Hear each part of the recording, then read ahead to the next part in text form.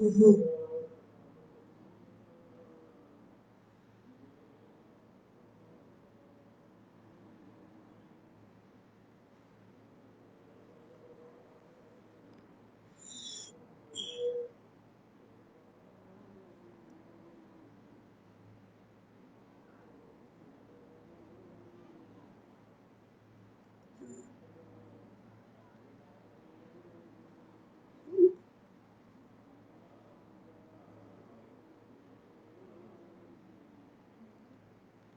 नमस्कार, मैं मंजरी शुक्ला आप सभी का बहुत-बहुत स्वागत करती हूँ। आप सभी को शारदीय नवरात्रि की बहुत-बहुत शुभकामनाएँ और बधाई।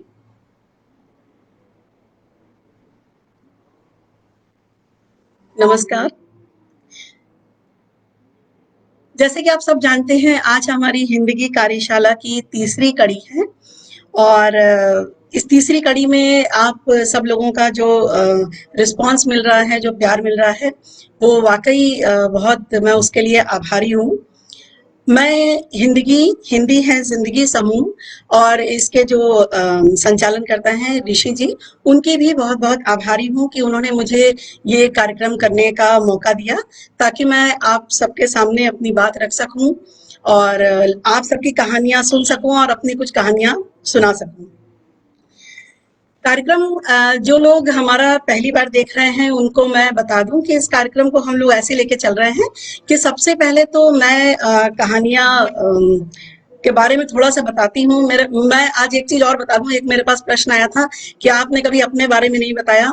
तो मेरे बारे में बस ये है कि मुझे अच्छा लगता है कहानियां लिखना, बहुत अच्छा लगता है और अब तक करीब मैं 450 के ऊपर इंग्लिश और हिंदी में स्टोरीज लिख चुकी हूँ और वर्तमान में मैं आकाशवाणी कुरुक्षेत्र में उद्घोषक के रूप में कार्यरत हूँ। और बाकी साईं बाबा चाहेंगे, ईश्वर चाहेगा तो ऐसे ही कहानियां लिखते रहेंगे, आप सबको पसंद आता रहेगा। तो इसमें सबसे पहले हम कहानी के बारे में बात करते हैं। उसके बाद हमने कार्यक्रम की शुरुआत में आप सबसे कहानियां मंगवाई थी, जिसमें हमें बहुत सारी एंट्रीज मिली और हमने उसमें से 9 कहानियों का चयन किया। जिन 9 लोगों की कहानियों का चयन हुआ है, उन्हें उनकी कहानियां मैं हर बार पढ़कर सुनाती हूँ और उनको जो है हिंदी हमारे जो समूह है उसकी तरफ से वहां पर ई प्रशस्ति पत्र भी आपको दिए जाएंगे।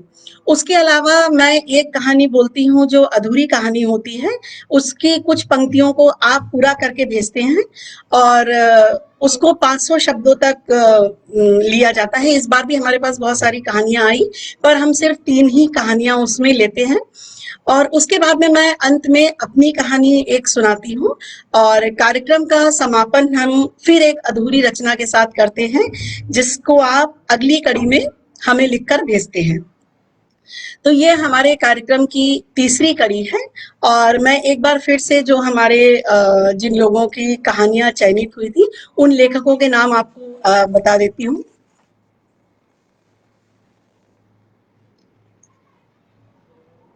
ये हैं अंजू छारिया, पश्चाताप के आंसू, डॉक्टर उमा मेहरा की पूंछ वाली सुनहरी पतंग, नीरू सिंह की डांस क्लास, सुषमा रजनीश की भालू की परेशानी, राजेंद्र कुमार सिंह की बूंद बूंद मिलकर बनती है सागर, शिवचरण सरोहा की सच तो यही है, अंशु आनंद की त्याग, डॉक्टर विजयानंद की नाक की अशरफी और दीपिका शर्मा की भगवान करे।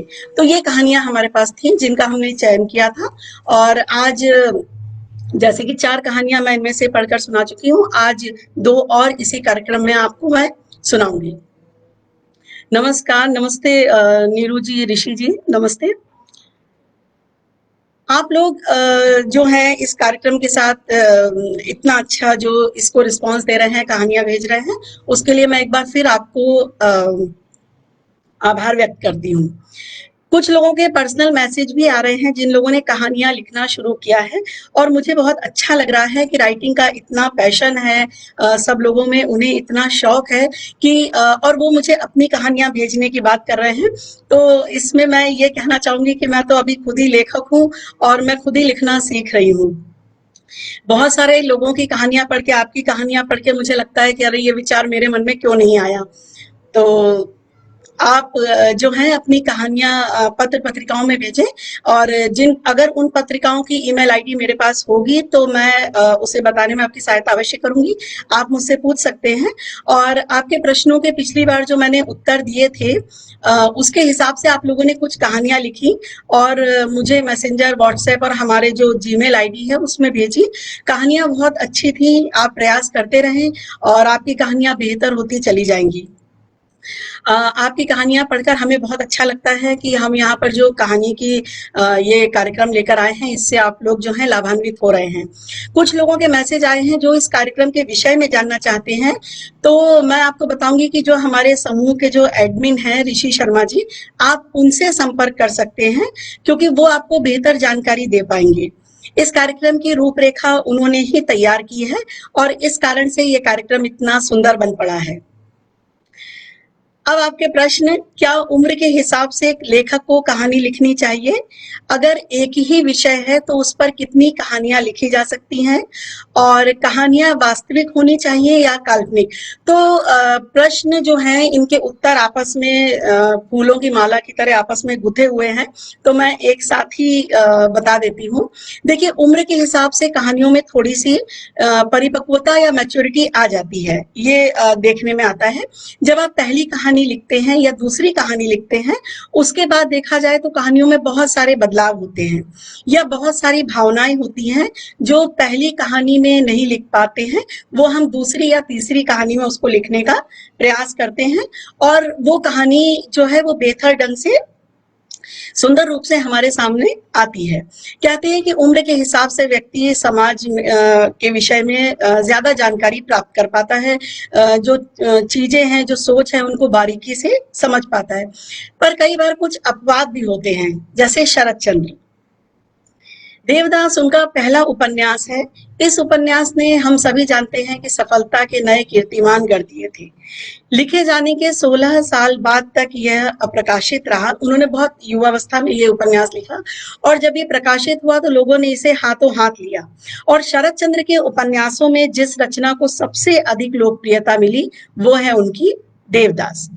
तो ये कह सकते हैं कि जब भी आप बारीकी से किसी भी चीज का विश्लेषण करेंगे या निरीक्षण करेंगे, या आपका ऑब्जर्वेशन कीन होगा, तो चीजें उसमें से अपने आप बेहतर ढंग से निकलकर चली आएंगी, चाहे उम्र से उस पर कोई प्रभाव नहीं पड़ता सोच पे या विचारों पे। जैसे एक ही विषय पर अनुभव अलग अलग हो जाते हैं, जैसे दिवाली पर दादाजी का अलग होगा, दादी का अलग होगा, मम्मी का अलग होगा, पापा का अलग होगा, चाचा का अलग होगा, बुआ का अलग होगा, क्योंकि उन्होंने जितने साल व्यतीत कर दिए हैं उस हिसाब से उनकी जिंदगी में लोग और किस्से जुड़ते चले गए, और इस तरह से उनके पास, जिसे कहते हैं, अनुभव ज्यादा हो जाएगा। तो जबकि कहानी का विषय आप चाहे एक दे दीजिए चाहे दो दे दीजिए, अगर उसमें हर उम्र के व्यक्ति को आप बैठा देंगे तो कहानी की परिभाषा जो है वो जरूर थोड़ी ना थोड़ी बदल जाएगी। कहानी के बारे में एक बात मैं कहना चाहूंगी जो मुझे बहुत जरूरी लगती है, कि कहानी हमेशा लिखी नहीं जाती है, बल्कि कई बार कहानी तुरंत सोचकर भी बच्चे को सुनाई जाती है। और बच्चे की कल्पनाशीलता का तो क्या कहना। मुझे आज भी याद है कि जब मैं अपने आपको बचपन की बात बताऊं, कि जब मैं स्कूल जाती थी तो होमवर्क पूरा नहीं होने पर हमारी जो टीचर्स थी, जो सिस्टर्स थी, उन लोगों ने बहाना, पेट दर्द का बहाना सुनना ही बंद कर दिया था। तो अगर आप बच्चे को कहानी सुनाते हैं तो ये ध्यान रखिए कि उसे ये ना लगे कि आप बिल्कुल ही मनगढ़ंत बात जो है उसके सामने लेकर आ रहे हैं, तो वो समझेगा कि आप कहानी नहीं सुना रहे हैं बल्कि उससे झूठ बोल रहे हैं। बातों ही बातों में किसी शिक्षाप्रद बात को बताना या किसी पौराणिक घटना का वर्णन करना कहानी के माध्यम से बहुत आसान हो जाता है। कहानियां कई बार चुनौतीपूर्ण भी हो सकती हैं, मजेदार भी हो सकती हैं, प्रेरणादायी भी हो सकती हैं, गंभीर भी हो सकती हैं, और किसी के जीवन को पूरी तरह से बदलने में एक सशक्त माध्यम भी हो सकती है। जैसे बाल्यकाल में महात्मा गांधी ने हरिश्चंद्र नाटक देखा और उसके बाद उन्होंने पूरी जिंदगी फिर कभी झूठ नहीं बोला। कहानियां व्यक्ति को केवल कल्पना लोक की सैर ही नहीं करवाती, बल्कि उसे वहां पर ले भी जाती हैं जहां पर जलपरियां, जादूगर, बोलने वाले पशु पक्षी, ऊंचे आसमान में उड़ने वाले ड्रैगन सब हो सकते हैं। और वह व्यक्ति उन कहानियों में इतना खो जाता है कि उसे लगता ही नहीं है कि ये सब असलियत में हो रहा है। कहानी पढ़ने के बाद भी बहुत दिनों तक उसके मन मस्तिष्क में, उसके विचारों में वो जलपरियां, वो बौने, वो जादूगर घुमा करता है। तो कल्पना लोक की जो कहानियां होती हैं उसमें भी बहुत आनंद मिलता है। जो भी हम कहानी कहते हैं उसमें रोचकता जरूर होनी चाहिए ताकि कहानी में उसकी उत्सुकता बनी रहे। कहानी बिल्कुल सीधी साधी तरह से, सीधी लकीर की तरह से नहीं चलती जाए, क्योंकि पहली लाइन से लेकर आखिरी लाइन तक अगर कहानी एक जैसी होगी तो पाठक आखिरी लाइन तक तो पहुंचेगा ही नहीं, वह कहानी को बीच में छोड़ देगा। इसके लिए देखिए, ये समझ होने की बात नहीं है कि वो लेखक है कि नहीं। लेखक भले ही कुछ लोग हो सकते हैं, पर कहानी समझना सबको आता है। क्या चीज रोचक है, कौन सी मूवी अच्छी है, कौन सी फिल्म अच्छी है, कौन सी घटना जो है वो मजेदार है, ये बात सबको पता रहती है, चाहे वो लेखक हो, चाहे वो कहानियां लिखता हो, और चाहे वो कहानियां नहीं लिखता हो। तो आप जो कहानियां लिखेंगे ये पूरा जो है ये पूरे समुदाय के लिए है, लोगों के लिए है। तो जिस भी कहानी को लिखने में आपको मजा आए, आपको लगे कि हाँ ये कहानी ठीक से बन पाई है, वो कहानी लोग जरूर पसंद करेंगे। उदाहरण के लिए मैं आपको अपना एक जो है छोटा सा किस्सा शेयर करती हूँ आपके साथ में, कि एक लड़की थी, करीब 22-23 साल की थी, नौकरी करती थी वो। तो उसने मुझसे कहा कि मैं कहानी लिखना चाहती हूँ। तो हमारे पड़ोस में थी, मुझे बड़ा अच्छा लगा कि चलो बड़ी अच्छी बात है कि किताबें पढ़ रही है, कहानी लिखना चाहती है। मैंने कहा हाँ बिल्कुल, हम पूरी मदद करेंगे। तो मैंने कहा, तो उसने कहा मैंने एक कहानी लिखी है। तो मैंने कहा अच्छा ठीक है, तो सुनाओ जो तुमने लिखा है। तो उसने कहा कि मैं सुबह 6 बजे उठी और तैयार हुई, और उसके बाद मैंने नाश्ता किया, उसके बाद मैं घर से निकल गई। सामने बस स्टॉप था, मैंने बस पकड़ी और मैं अपने ऑफिस उतरी। दिन भर मैंने काम किया और मैं उसी रास्ते से वापस अपने घर आ गई। तो मैंने कहा अच्छा फिर क्या हुआ? तो उसने कहा फिर क्या होना था, मैं जहां से चली वापस लौट तो आई, तो ये कहानी हो गई। तो ये आपके साथ मैंने ये उदाहरण इसलिए शेयर किया क्योंकि इसे सुनने में शायद ही किसी को ये बात मजा आया हो, क्योंकि ये एक मैसेज की तरह था, एक संदेश की तरह था, एक न्यूज की तरह था कि जहां पर आपने जानकारी दी। तो जो लोग शुरुआती दौर में कहानी लिखना चाहते हैं उनके लिए मैंने ये उदाहरण दिया है, और वो इसे बड़ी गंभीरता से लें, क्योंकि कई बार ये बात उनके सामने चुनौती के रूप में भी आ जाती है कि वे क्या लिखना चाहते हैं, कैसे अपने बारे में बताना चाहते हैं, या उस घटना को खूबसूरत तरीके से बताना चाहते हैं, पर वो उसमें आखिर करें तो क्या करें। तो कहने का अर्थ है कि कहानी जो है वो सामने वाले को अच्छी लगे, इसके लिए उसमें वैचारिक मतभेद होने चाहिए, सहमति या असहमति होनी चाहिए, उसमें विरोधाभास होना चाहिए, उसमें दुश्मनी होनी चाहिए या प्रेम होना चाहिए, या नफरत होनी चाहिए, घृणा होनी चाहिए, या दोस्ती होनी चाहिए। मतलब उसमें ये सब बातों का समावेश होना चाहिए। अगर उनमें इन बातों का समावेश नहीं होगा तो कॉन्ट्रडिक्टरी फीलिंग नहीं आएगी उसमें, अगर तो वो कहानी आगे बढ़ेगी कैसे।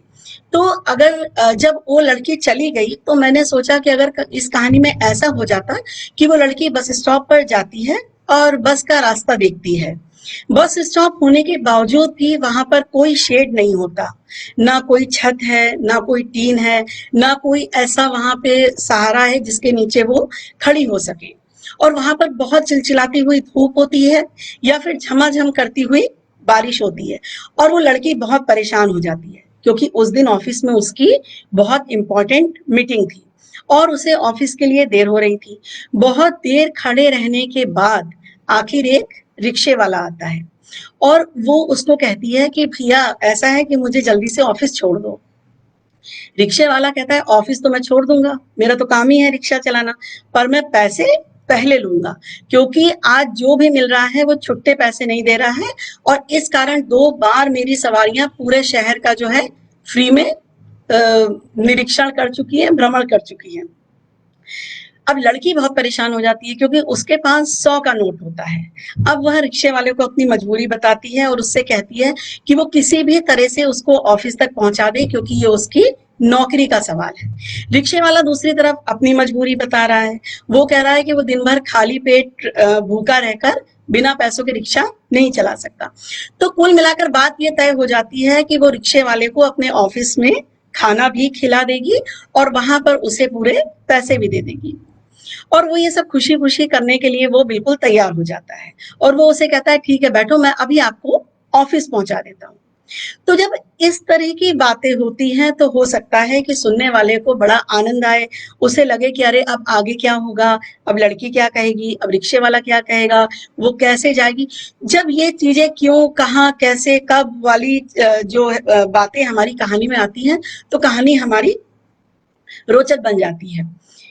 इन घटनाओं को हम कहानी कह सकते थे पर उसको हम कहानी नहीं कह सकते थे, वो जो हमें संदेश के रूप में एक जानकारी प्राप्त हुई। तो अगर हम पहला वाक्य शुरू कर रहे हैं तो पहले वाक्य से सिलसिलेवार घटनाओं का वर्णन होना चाहिए। पाठक कहानी का अंत जानते हुए भी कहानी को बीच में ना छोड़े। अगर मेरी तरह का पाठक होगा तो वो एक कहानी को 10 बार बड़े आराम से पढ़ सकता है, उसी कहानी को 10 बार, 15 बार, 20 बार, क्योंकि पता है सब कुछ उस कहानी में क्या है। पर कहानी एक तरह से जब तक याद ना हो जाए तब तक उस कहानी को पढ़ते रहो। तो जैसे हम बहुत फिल्मों में भी देखते हैं कि उसमें क्या होने वाला है उसके बारे में पेपर में पढ़ लेते हैं रिव्यू, या अपने दोस्तों से हमको पता लग जाता है और उसके बाद हम बैठकर पूरे 2.5 घंटे की फिल्म देखते हैं। और कई लोग उस फिल्म को एक बार देखते हैं। क्यों देखते हैं? क्योंकि उन्हें उसमें आनंद आता है, उन्हें मजा आता है।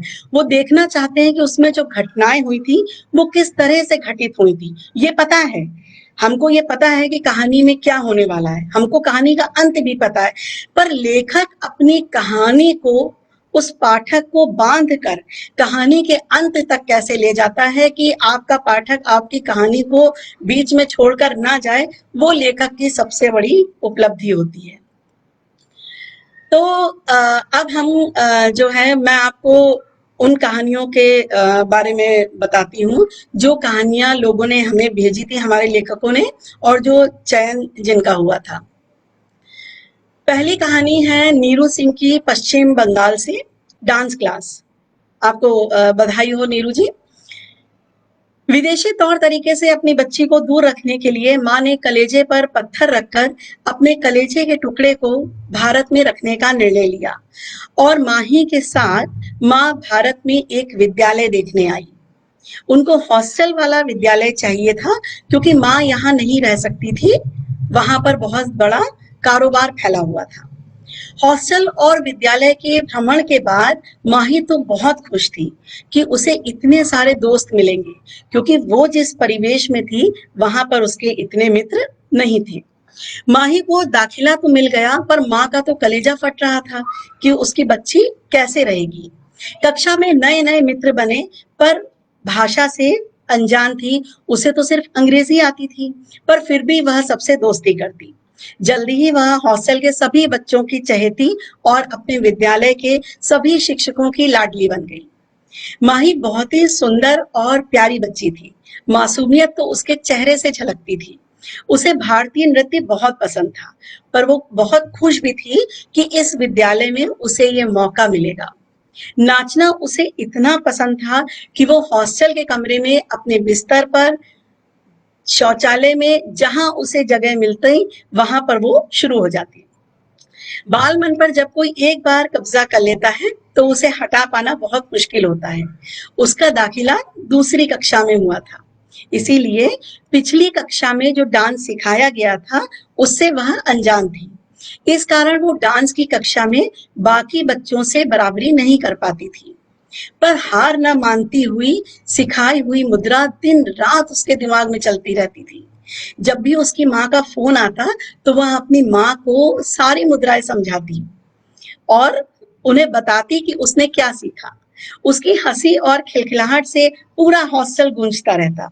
वो सबसे छोटी जो थी, जिस दिन उसे अपनी मम्मी की याद आती उस दिन वो जल्दी ही सो जाया करती थी। लगभग 6 महीने उसे इस विद्यालय में आए हुए हो गए थे और विद्यालय का वार्षिक उत्सव शुरू होने वाला था, जिसके लिए बच्चों का चयन शुरू हो गया था। वो बहुत खुश थी, उसे भी मंच पर नाचने का मौका मिलेगा। वह तो सबसे आगे खड़ी रहेगी।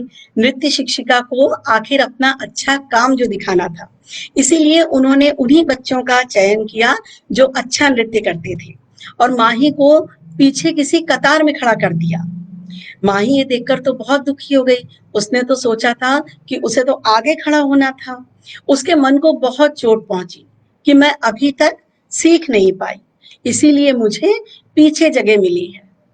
अगले दिन जब माँ ने फोन पर पूछा कि कैसा रहा तुम्हारा डांस, तो उस मासूम ने अपनी उदासी माँ तक भी नहीं पहुंचने दी और आंखों से आंसू पोंछते हुए कहा, मैं अभी नई हूं ना, तो मैंने अच्छे से सीखा नहीं है। जब सीख जाऊंगी तो अगले वर्ष मैं सबके सामने खड़ी रहूंगी। पर मुझे बहुत मजा आया। अगली बार आप जरूर आना मेरा डांस देखने। ये कहकर उसने फोन काट दिया। अगले दिन जब वो विद्यालय वापस गई तो सपने की तरह उस क्षण को वो भूल चुकी थी और इस डांस की कक्षा में उसकी प्रतिक्रिया पहले की ही तरह थी।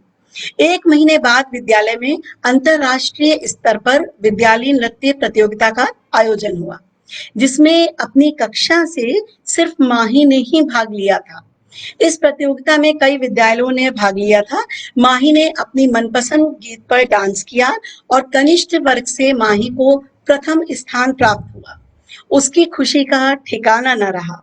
वह जो चाहती थी उसे मिल गया और विद्यालय को भी उस पर गर्व हुआ।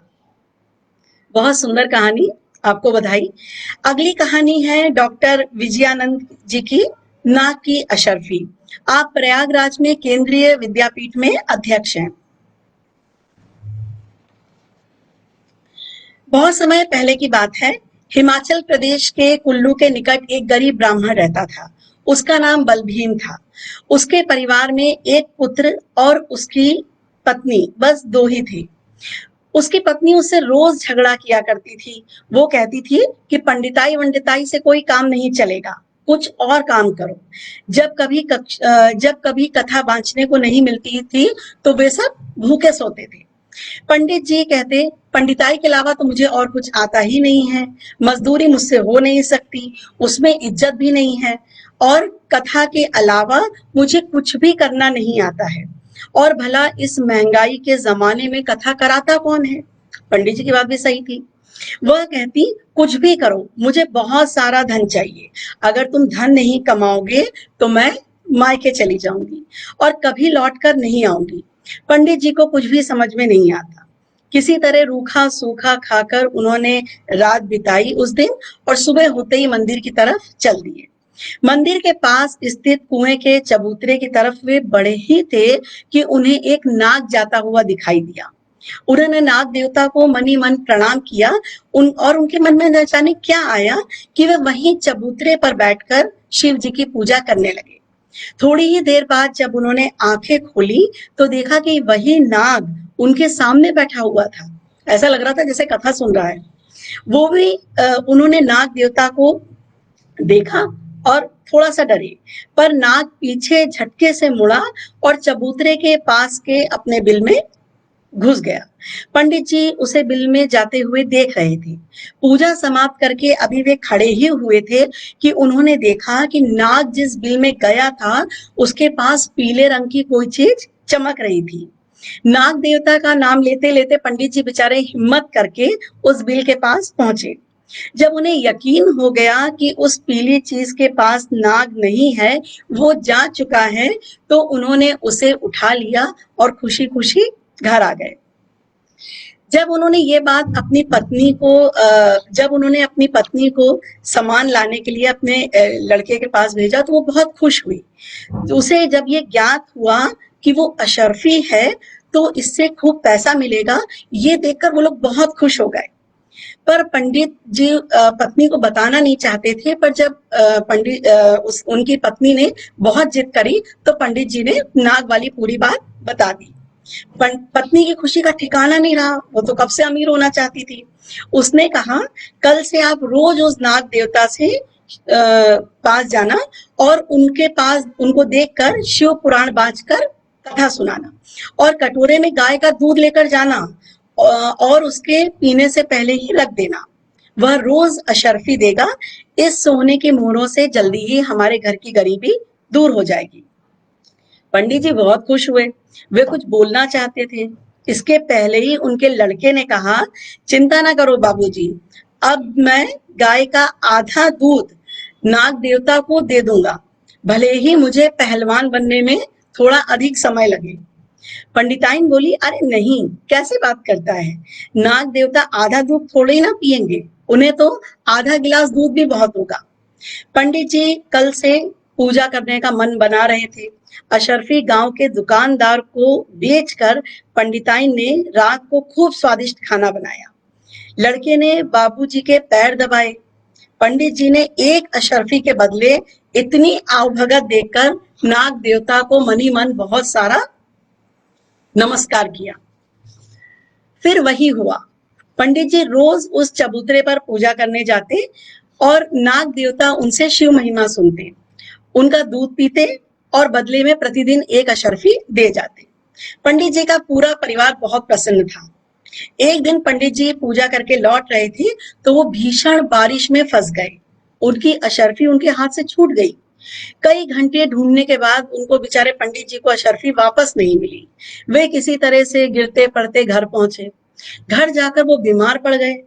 उन्हें बुखार हो गया। रात बीती, किंतु दवा खाने के बाद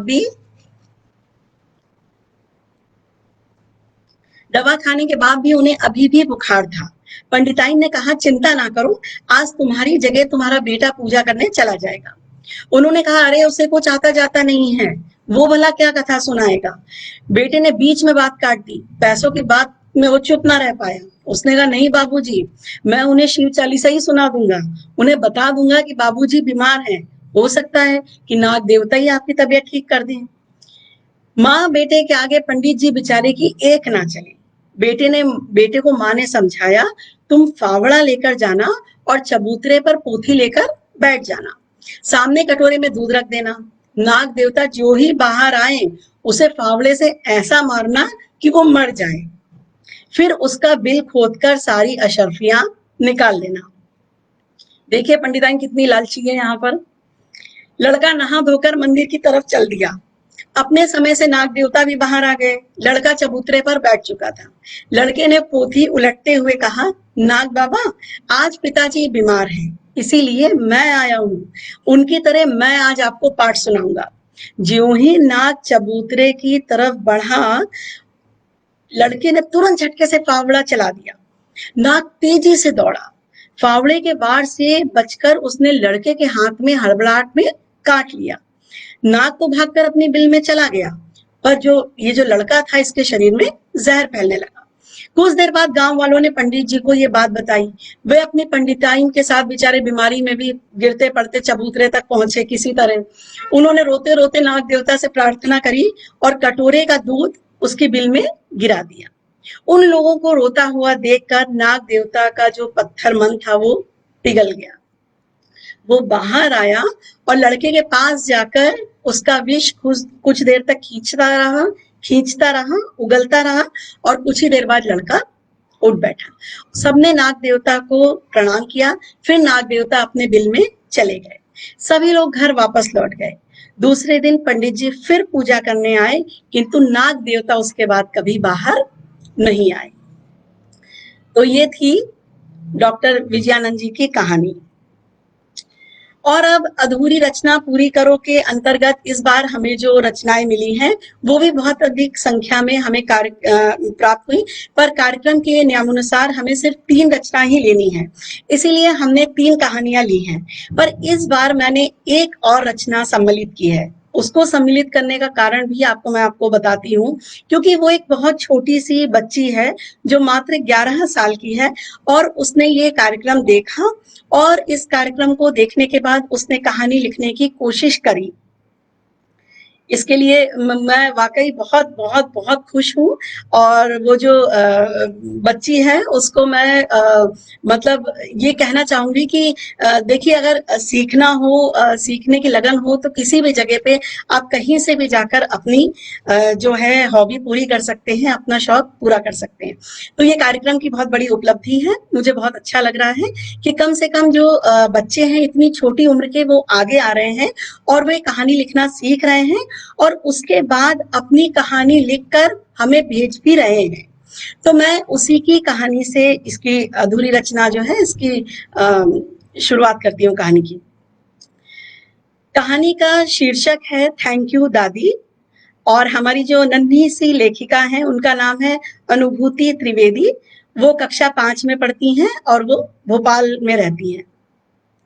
कहानी की शुरुआत भी मैं आपको बता दूं, क्योंकि जिन लोगों ने कहानी की शुरुआत नहीं सुनी है उन्हें आधी कहानी सुनकर मजा नहीं आएगा। तो मैंने जो पंक्तियां बताई थी मैं उसके साथ कहानी बता रही हूँ। मैं आपसे कब से कह रही हूँ कि आप मुझे कोई सामान दिलवा दो, पर आप मुझे इस दिवाली पर भी नई पेंसिल और कोई सामान नहीं दे पा रही हैं। दीपिका ने अपनी माँ से कहा। माँ ये सुनकर परेशान हो गई और उन्होंने कहा, अभी कुछ दिन पहले ही तुमने नया बस्ता, नया पेन और नई कॉपी खरीदी थी और अभी 1 हफ्ते बाद दिवाली है, अब तुम्हें फिर से सारा सामान चाहिए। तो इस पर दीपिका ने कहा, तो क्या हुआ कि मैंने भले ही सारा नया सामान खरीदा, पर दिवाली के कारण तो मुझे ये सब सामान फिर से चाहिए है। तो ये थी कहानी की शुरुआत और अब आगे। दिवाली आने वाली थी। दीपिका अपनी माँ से बोली, मैं आपसे कब से कह रही हूँ कि मुझे पेन, पेंसिल, कॉपी और बैग सब कुछ नया चाहिए। माँ ये सुनकर परेशान होते हुए बोली, अभी पिछले हफ्ते ही तो तुम्हें ये सारी चीजें दिलवाई हैं। अब क्यों? अब क्यों क्या? दिलवाई तो पिछले हफ्ते थी ना, लेकिन मुझे दिवाली पर फिर से सारी नई चीजें चाहिए। दीपिका और उसकी माँ की बातचीत घर में काम करने वाली उनकी नौकरानी आशा और उसके साथ आई 6-7 साल की बेटी आशी बड़े ध्यान से सुन रहे थे। अभी कल की ही बात थी। आशी अपनी मम्मी से पेंसिल कॉपी की जिद करने लगी तो माँ ने उसे समझाया था कि बेटा, इस बार जब काम करने के बाद घरों से जो मुझे पैसे मिलेंगे तो मैं तुम्हें ये सारी चीजें जरूर दिलवा दूंगी। एक तरफ दीपिका थी जिसके पास पहले से ही बहुत सारी अच्छी अच्छी चीजें होने के बावजूद वो माँ से दूसरा और नया सामान दिलवाने की जिद कर रही थी। और वहीं नौकरानी आशा की छोटी सी बेटी माँ के कहने के बाद शांत होकर उस पल का इंतजार कर रही थी जब माँ उसे ये चीजें दिलवाएगी। आशा और उसकी बेटी आशी दीपिका और उसकी माँ की बात सुनते ही एक दूसरे का मुंह देखने लगे। दीपिका की दादी भी चारपाई पर बैठी माला जप रही थी और साथ ही दीपिका और उसकी मम्मी की बातचीत भी सुन रही थी। आशी भी वहीं बैठी माँ को काम करते देख रही थी। दीपिका अपनी जिद पर अड़ी हुई थी और रुआंसी होकर वो भीतर से अपना सामान ले आई और उसे उसने जोर से गुस्से में जमीन पर फेंक दिया। दादी को दीपिका पर गुस्सा तो बहुत आया, लेकिन फिर भी वो शांत रहकर बोली, बेटा तुम खुशकिस्मत हो जो तुम्हें अच्छी अच्छी और महंगी चीजें मिल जाती हैं।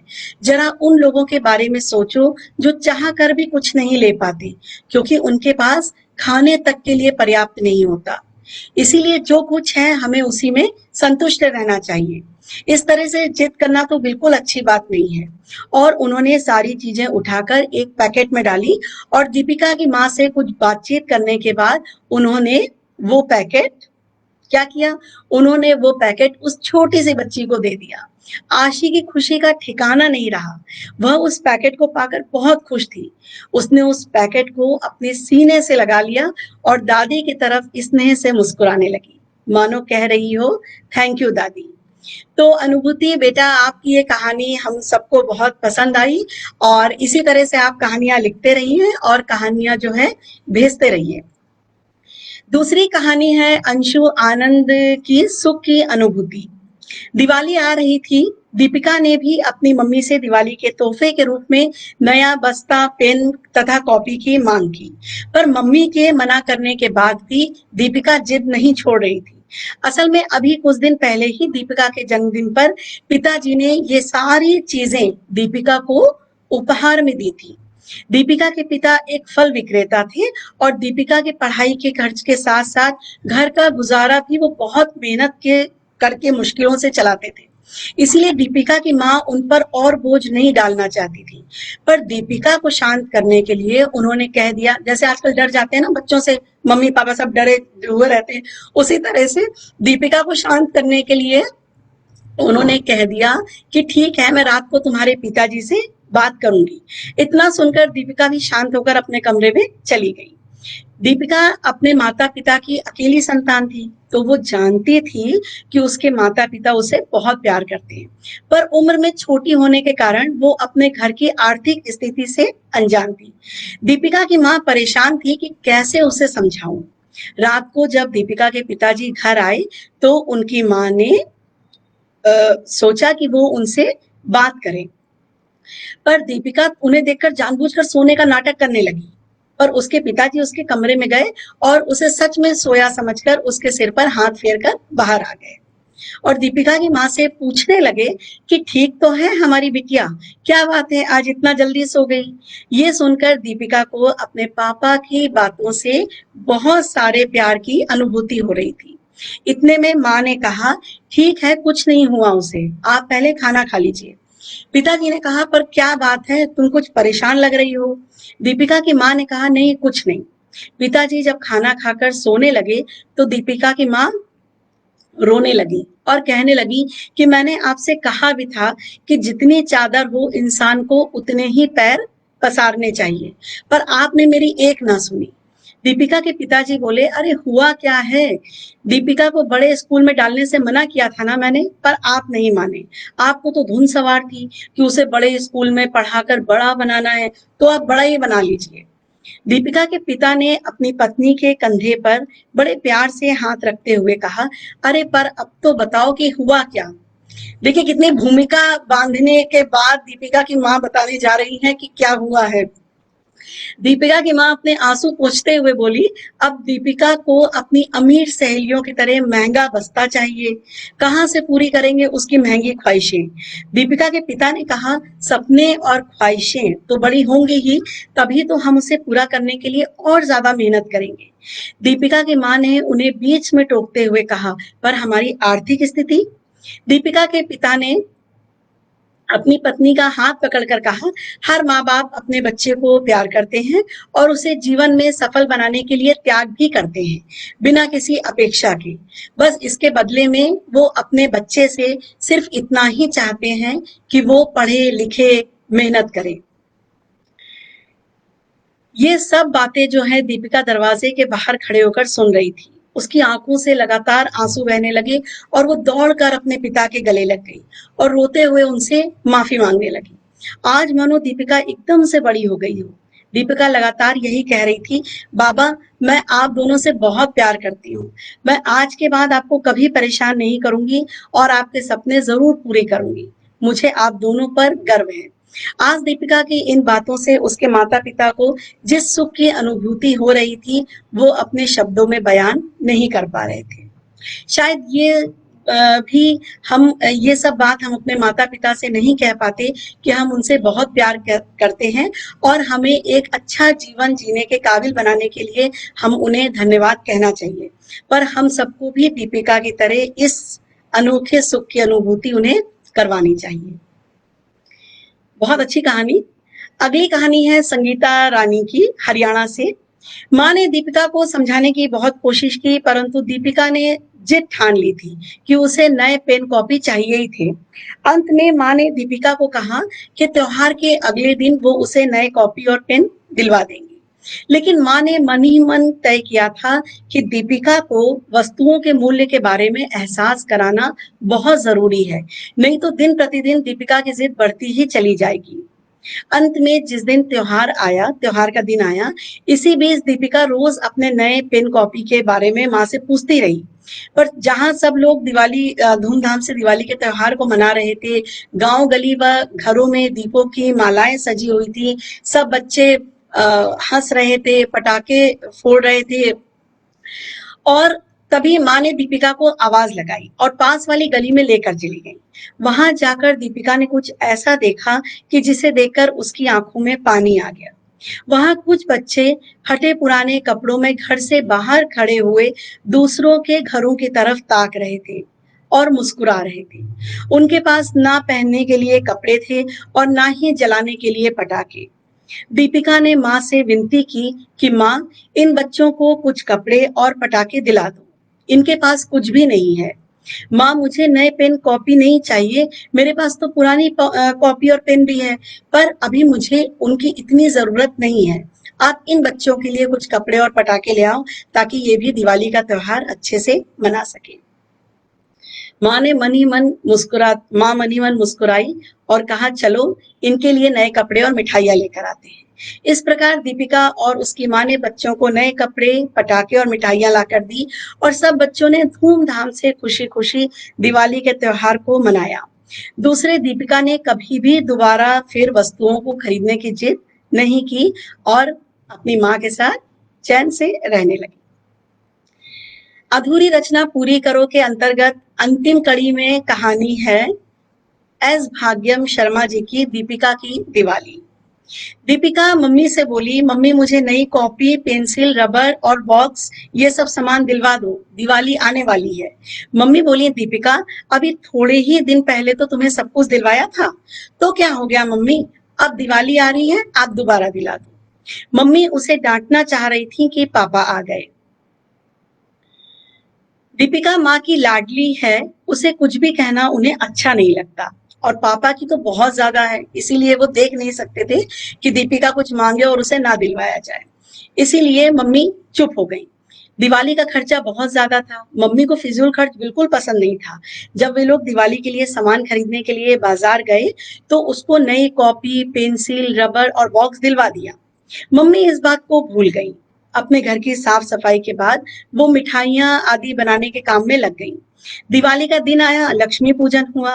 दीपिका खुशी खुशी पटाखे जलाने लगी, अपनी सहेलियों से मिलने जुलने लगी, उन्हें मिठाई खिलाई और खुद ने भी खाई।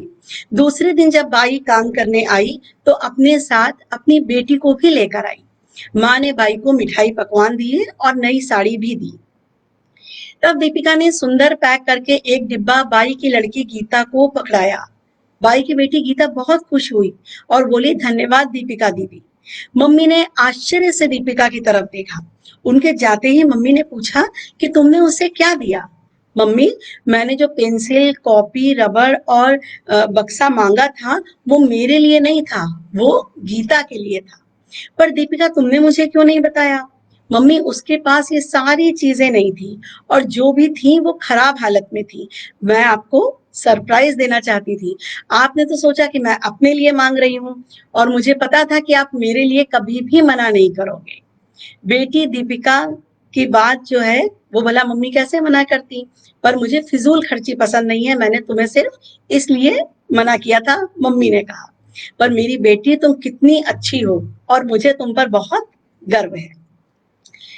बहुत अच्छी कहानी। और अब मेरी कहानी मैं आपको सुनाने जा रही हूँ, जुम्मन चाचा की याददाश्त। ये कहानी जैसे कई कहानियां कहते हैं दिल के बहुत करीब होती है, वैसे ये कहानी मुझे अपनी बहुत पसंद है। जुम्मन चाचा अपने भूलने की बीमारी की वजह से पूरे शहर में आजकल बेहद सम्मान पा रहे थे, पर उन्हें खुद भी नहीं पता था कि उन्होंने आखिर ऐसा कौन सा कारनामा कर दिखाया है जिसके कारण जहां उनकी दीवार के बगल से भी लोग गुजरना पसंद नहीं करते थे, वही लोग आज उन्हें झुक झुक कर सलाम करते नजर आ रहे हैं।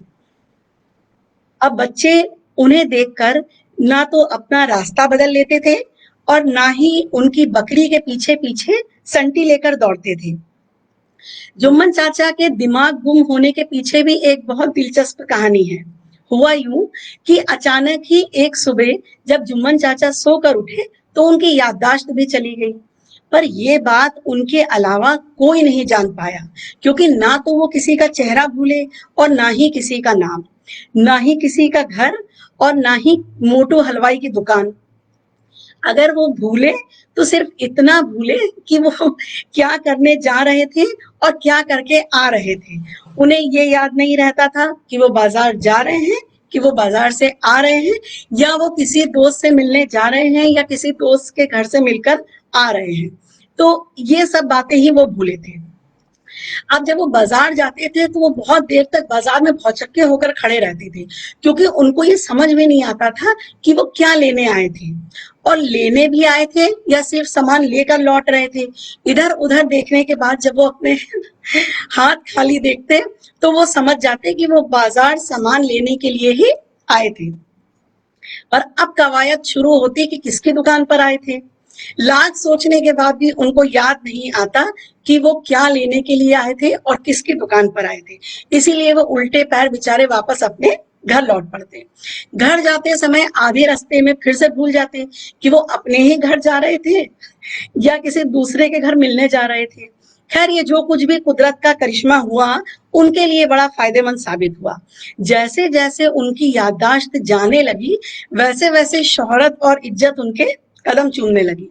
भोला पंडित को देखकर नाक मुंह सिकोड़ना जुम्मन चाचा की पुरानी आदत थी, पर याददाश्त गुम होने के बाद एक दिन जब वो सुबह सैर पर जा रहे थे तो उन्हें सामने मंदिर के पास भोला पंडित माथे पर बड़ा सा चंदन का टीका लगाए हुए अपने गोल मटोल पेट पर जनेऊ ठीक करते हुए दिखाई दिए।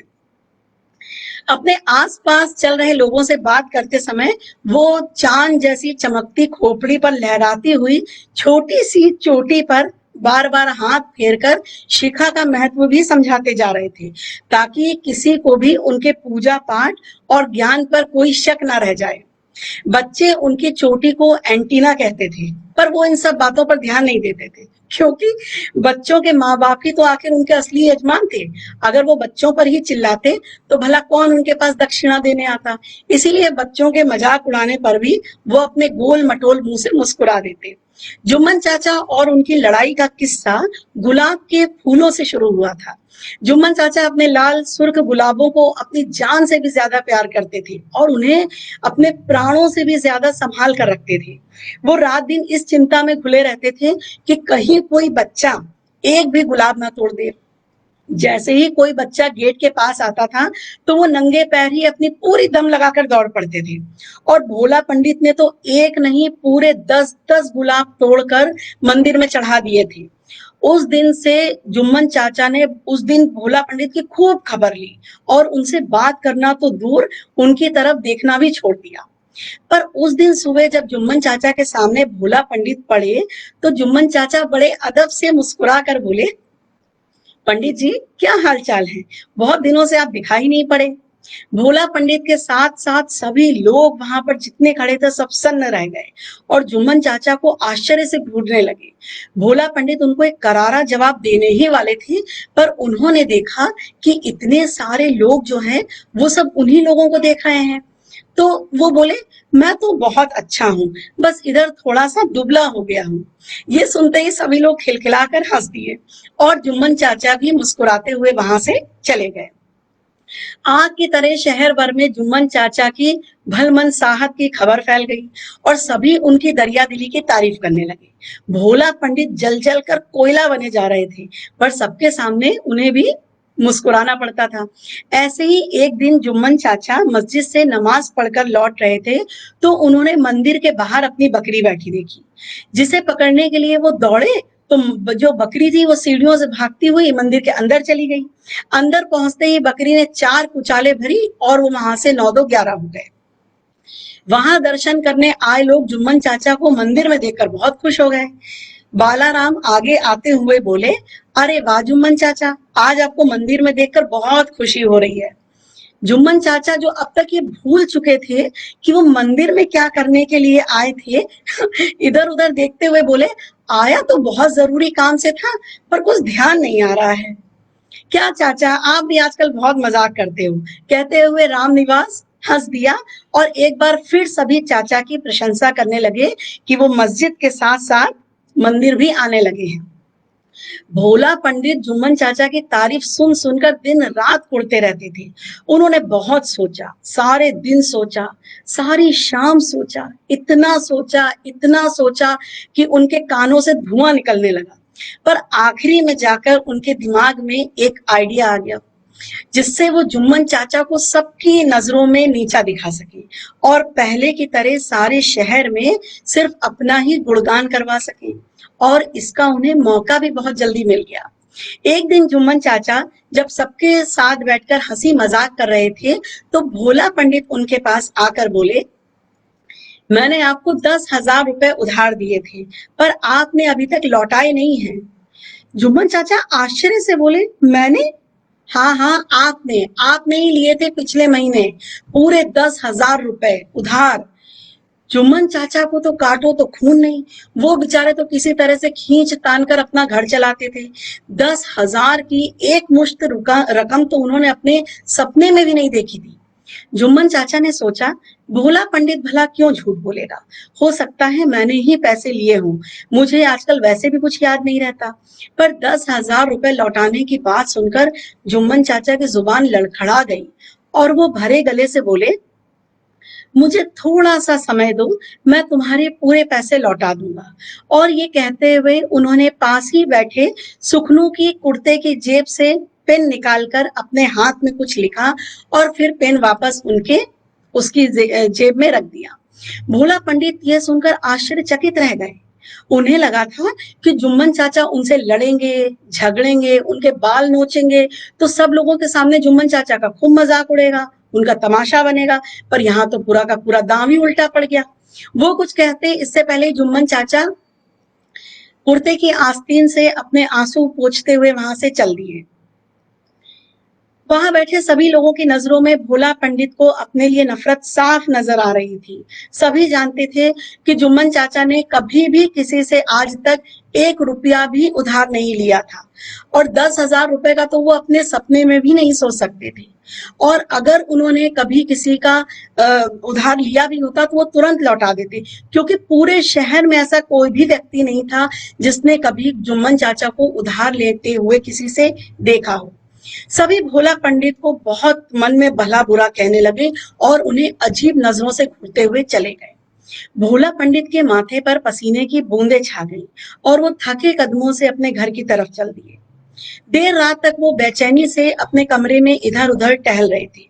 रात में जब वो इसी तरह से लगातार टहल रहे थे, उन्हें बार बार जुम्मन चाचा अपने फटे कुर्ते की आस्तीन से आंसू पोंछते हुए याद आ रहे थे। तभी उनके दरवाजे की कुंडी खटकी। रात के 11 बज रहे हैं, इस समय भला कौन होगा? सोचते हुए उन्होंने दरवाजा खोला तो सामने दुबले पतले जुम्मन चाचा खड़े हुए थे। अचानक ही वो बेहद बूढ़े और कमजोर नजर आ रहे थे। आप? कहते हुए भोला पंडित सकपका से गए। हाँ, वो आजकल मैं सब भूल जाता हूँ ना, तो शायद तुम्हारे पैसे भी भूल गया। जुम्मन चाचा आंसू भरी आंखों से बोले। उन्होंने अपनी नजरें नीची कर ली ताकि भोला पंडित उनके आंसू ना देख सके, पर न चाहते हुए भी आंसू बहकर उनके गालों पर ही गिर गए। आंसू पोंछते हुए जुम्मन चाचा रूंधे गले से बोले, मैंने तुरंत हाथ पर ही उधारी वाली बात लिख ली थी, वरना मैं ये भी भूल जाता। और अपने हाथ में पकड़ी बकरी की रस्सी पंडित जी को देते हुए बोले कि तुम तो जानते हो कि मैं बहुत गरीब हूँ, फूल और सब्जी वगैरह बेचकर किसी तरह से अपना खर्चा चलाता हूँ। तुम ये बकरी भी अभी रख लो और बाकी पैसों के लिए भी मुझे याद दिलाते रहना, वरना मैं भूल जाऊंगा। भोला पंडित जैसे बुद्ध बनकर खड़े हो गए थे। जुम्मन चाचा धीरे से बोले, और सबके सामने मत कहना पैसों के लिए, मुझे अकेले में कह देना। ये कहकर जुम्मन चाचा जैसे ही मुड़ने के लिए हुए, भोला पंडित दौड़कर उनके गले से लग गए और हिलक हिलक कर रोने लगे। जुम्मन चाचा उनकी पीठ पर हाथ फेरते हुए पूछ रहे थे, क्या हो गया, क्या हो गया? और भोला पंडित जुम्मन चाचा को कसकर पकड़े रोए जा रहे थे और रोए जा रहे थे।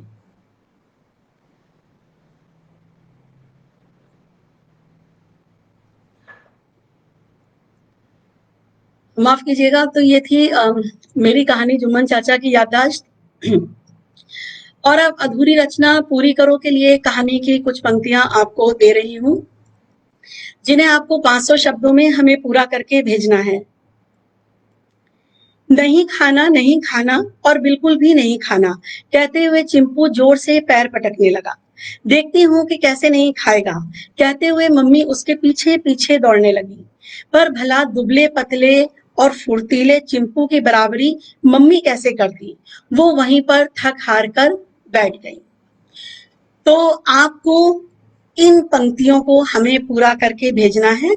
और मैं आपको बता दूं कि ये जो हमारे कार्यक्रम है हिंदी की कार्यशाला, इसकी जो अंतिम कड़ी होगी वो चौथी कड़ी अगले रविवार इसकी अंतिम और चौथी कड़ी होगी। तो आप अपनी कहानियां भेजिएगा, मुझे पढ़कर बहुत अच्छा लगेगा।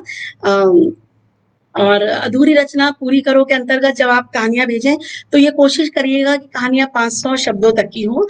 मैं आपको ईमेल आईडी एक बार फिर से बता दे रही हूँ, kahanishala@gmail.com। स्पेल आउट भी मैं कर देती हूँ, KAHANISHALA@gmail.com। तो कार्यक्रम को इतना पसंद करने के लिए, कार्यक्रम को देखकर कहानी लिखना और कहानी सीखने के लिए, इसके लिए मैं आप लोगों के प्रति बहुत बहुत आभारी हूँ। मेरे पास उतने शब्द भी नहीं हैं जितना मुझे ये देखकर अच्छा लगता है कि जो हम यहाँ पे मेहनत कर रहे हैं या जो मैं आपको बातें बता रही हूँ उसको आप लोग इतनी संजीदगी से, इतनी गंभीरता से ले रहे हैं और उसको सुनकर आप कहानी लिख रहे हैं और कहानी भेज रहे हैं। और जो बच्चे जो अभी जो बेटी ने भेजी थी, अनुभूति ने, उसके क्लासमेट्स और जो उसके दोस्त हैं वो भी कहानियां भेजें, मुझे बहुत अच्छा लगेगा। बच्चे कहानियां पढ़ते हैं और बच्चे कहानियां लिखेंगे, तभी तो कहानियां एक दूसरे के पास और ज्यादा अच्छे तरह से जा पाएंगी। और इसी के साथ कार्यक्रम समाप्त करती हूँ। नमस्कार।